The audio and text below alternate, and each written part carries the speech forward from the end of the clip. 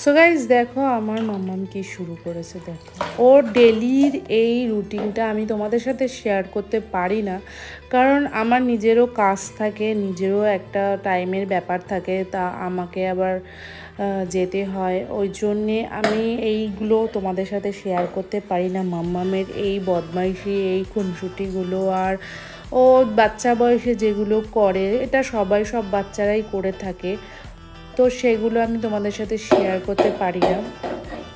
তো আজ আমি বাড়িতে আছি বলে তাই তোমাদের সাথে শেয়ার করলাম।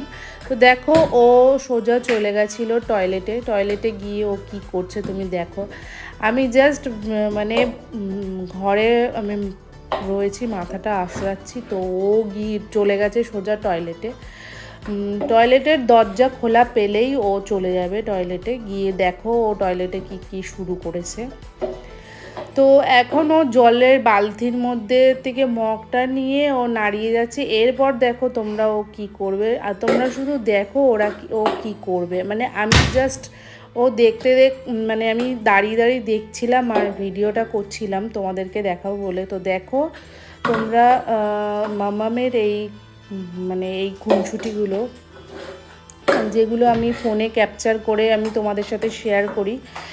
আমার ভালো লাগে এগুলো মানে মানে তোমাদের সাথে শেয়ার করতে।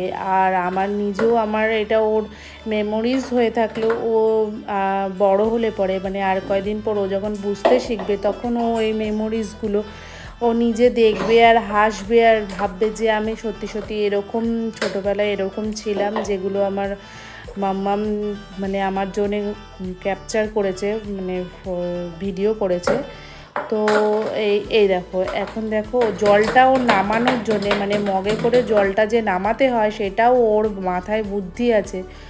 ও কিন্তু বোঝে, জাস্ট এখনও কথা বলতে শেখেনি, তাই জন্যে এবার ও জলটাকে থাবড়াচ্ছে। মানে ও জল এতটাই ভালোবাসে জল, মানে ও স্নান করতে গেলেও ওর জল যেন মানে এত ভালো লাগে, ও উঠতে চায় না ওর জল দেখলেই ওর যেন মাথা খারাপ হয়ে যায়।